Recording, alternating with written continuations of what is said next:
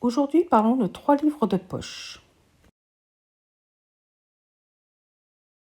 Le premier livre est donc Dolores Claiborne de Stephen King, qui n'est pas une nouveauté, loin de là, et qui a été sorti et acheté en poche peut-être l'année dernière ou plutôt, d'après la pastille, mais que j'ai relu seulement maintenant. Donc c'est un livre qui a la particularité de n'être qu'un seul chapitre entier, quasiment. Ce n'est qu'un dialogue, qu'un monologue. C'est Dolores qui est accusée d'un meurtre, raconte sa vie aux gens sur l'île à qui elle qui l'interroge en expliquant qu'elle n'a pas tué sa patronne, Vera, mais que effectivement il y a quelques années, elle a bien tué son mari. Et elle explique le pourquoi du comment.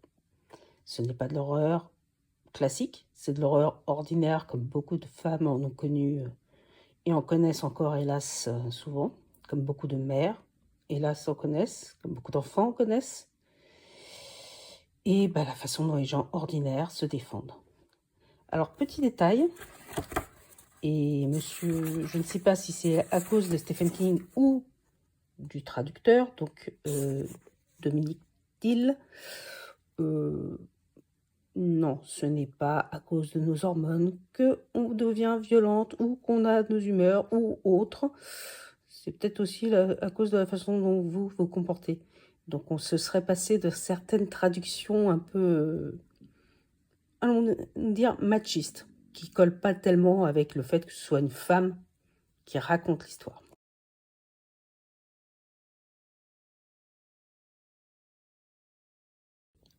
Le deuxième roman, est Un an dans la ville rue de Paul Di Filippo, un des rares 1 heure lumière que j'ai raté, donc que j'ai récupéré, et qui a la particularité d'être irracontable. Voilà, vous êtes prévenus.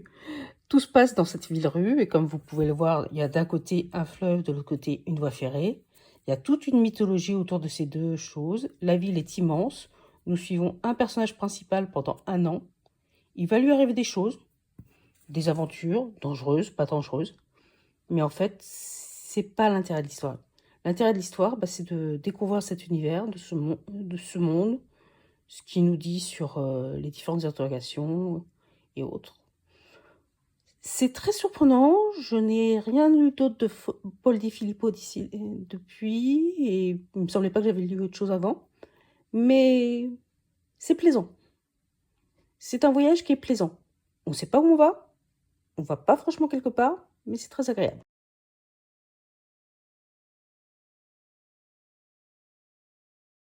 Le livre est Jack the Giant Killer de Charles de Lint, que j'ai pris parce que une moto sur un livre intitulé Jacques le tueur de géants en français, donc qu'on connaît mieux dans l'histoire de Jacques et le haricot magique, etc., ça m'a intriguée.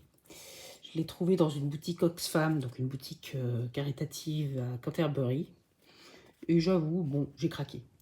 Et c'est très, très bien. Ça fait partie d'une série dont je crois qu'en France, on a eu un Tannisly qui a été traduit, qui a été lancé par Ace Fantasy dans les années 80, où l'éditeur demandait à des auteurs et des autrices maison de réécrire des contes. Donc Charles de Lint, canadien, a choisi Jack et le haricot magique.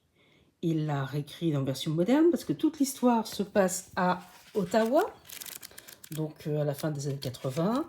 On voit des lieux tels que le Dairy Coffee, on voit la rivière Mississippi, qui n'est pas celle des États-Unis. On voit Ottawa, on voit sa région, on voit plein de petits détails très sympathiques.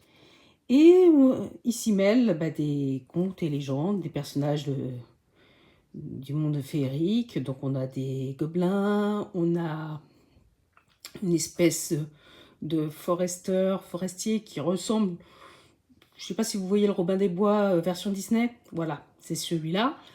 On a des géants, évidemment, on a des vieilles sorcières, on a des des sorciers mystérieux coincés dans leur tour. On a des hommes et des femmes qui se transforment en cygnes.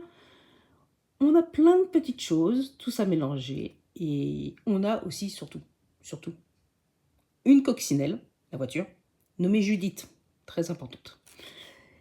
Et Jack, et en fait, une Jacqueline, qui se retrouve mêlée à ces pauvres... tant bien que mal, à cette histoire de fantaisie en aidant un gobelin Finn à s'en sortir. Et va devoir se retrouver en, allez, on va dire, 3 jours à aller sauver la fille du roi, du seigneur des Fairy Courts, des fées bienveillantes, et voler le corps qui permet d'appeler la chasse sauvage. Donc lui, ce monsieur fait de la chasse sauvage, fait partie de la chasse sauvage. Un régal. Et voilà, c'est tout pour aujourd'hui.